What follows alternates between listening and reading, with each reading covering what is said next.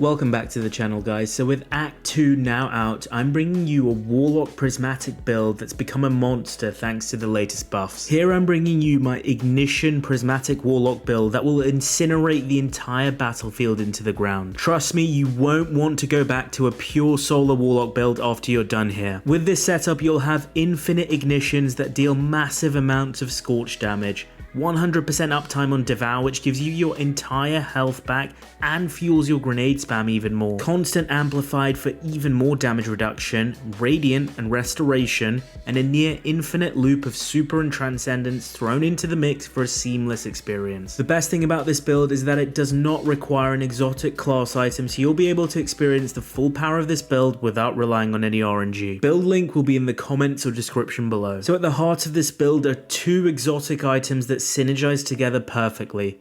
The first is the exotic hand cannon Eriana's Vow. Eriana's Vow was reworked recently so that now if it breaks an anti-barrier shield or a solar shield, it will instantly cause an ignition. Not only that, but with Act 2, Eriana's Vow got a direct buff whereby it got a massive 67% damage increase against barrier shields. So in harder content, it's now going to be able to one-tap barrier shields and instantly cause an ignition. Remember, the catalyst for Eriana's Vow gives it auto-loading holster, meaning you're going to be able to pull out this weapon, not worry about reloading it, and deal with an anti-barrier shield instantly. The other big buff to this setup in Act 2 is that we now have a new row of artifact perks, and there's a perk here called Solar Fulmination, which is going to increase ignition damage and the radius of your ignition blast, meaning this setup is just going to get even stronger. We then pair this with the exotic Warlock Helmet Dawn Chorus. Now Dawn Chorus provides a whopping 200% damage increase to your Scorch ticks, and with this build and with Eriana's Vow, you're going to be causing constant ignition, so the amount of damage over time you're going to inflict is nutty. Dawn Chorus also provides you with 5% melee ability regeneration for every tick of Scorch, which is going to be really helpful, as I'll explain a little later. The rest of our build is going to focus on generating even more ignitions to spread even more Scorch to the battlefield.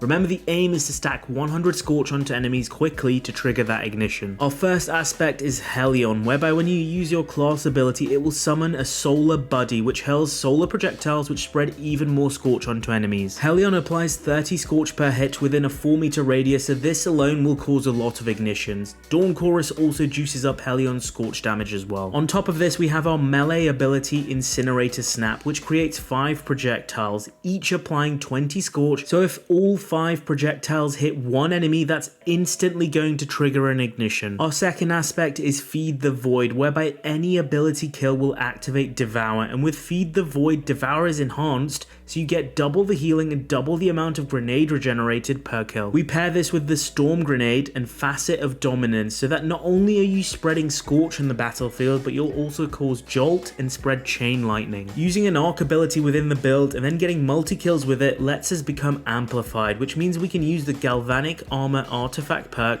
to gain a nice 30% damage reduction, which is going to help our survivability even more on top of the Devour healing. If that wasn't enough survivability, we have 2 further sources of healing within the build. Our class ability Phoenix Dive, whenever we use it, instantly cures us for some health.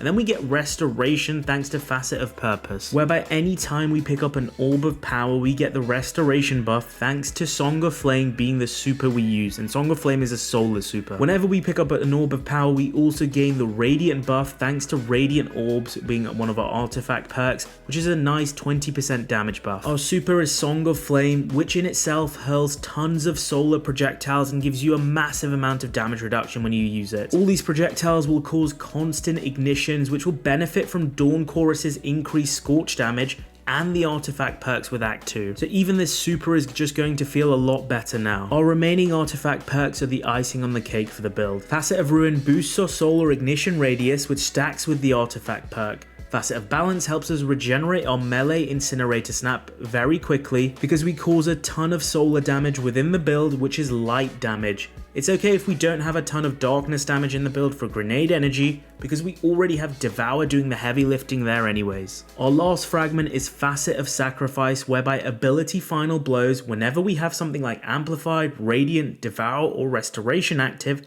which is pretty much 100% of the time within this build, we gain bonus darkness energy, helping us reach transcendence for even more ability spam. Now I know what some of you are thinking, isn't this going to be better with solar fragments in a pure solar warlock build? Well, after testing both setups, I found the prismatic one was way better. Missing out on Devour, Amplified, and Transcendence was just too much. And I didn't really notice the lack of Ember of Ashes with Prismatic, which is one thing I was worried about, nor did I notice the lack of Ember of Benevolence, as I was getting my abilities back really fast with Prismatic anyways. Let's go over my armor mods. The focus here is to generate ability energy through a variety of methods. On my helmet, I run one Harmonic Siphon, so Eriana's Vow kills can also generate orbs of power, and one Strand Siphon because the second weapon I pair with this build is the Call. I also run one Dynamo mod to generate more super ability whenever I use Phoenix Dive. On my gloves, I run a variety of mods here.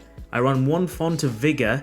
This boosts our strength stat by 30 when we have armor charge, which is nice because we can then get away with a lower strength stat within the build. I also have momentum transfer so that we can gain more melee ability energy when we cause damage with a grenade, and one bolstering detonation so we can gain class ability energy when we cause damage with a grenade. On your chest piece, you want to run the relevant resistance mods based on the activity you're running.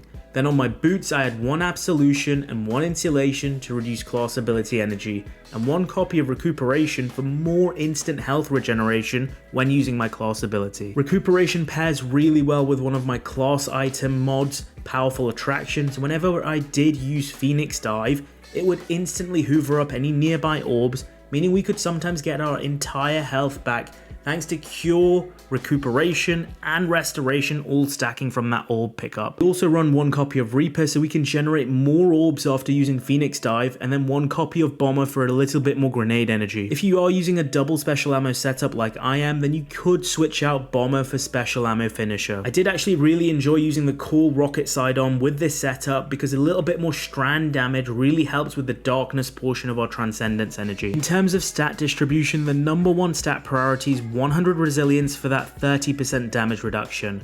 Then you want 100 discipline, which combined with Devour will help you spam your storm grenade more often for more amplified uptime. Finally, aim for strength. We can get away with a lower strength stat because remember, Dawn Chorus provides melee energy, our armor mods provide melee energy, and our fragments also provide melee energy. For the artifact perks, make sure you're running Radiant Orbs, Galvanic Armor, Shield Crush, because you're going to be amplified and radiant within this build, so your grenade is going to recharge faster and deal more damage, and you can run Transcendence on top for more grenade and melee damage. With the new artifact perks, what I would do is take away Void Hegemony here on the second to last column and place it in Solar Fulmination, so you can take advantage of those improved ignitions. So there you have it, my Warlock Ignition Prismatic build that will be absolutely amazing for endgame activities in Act 2.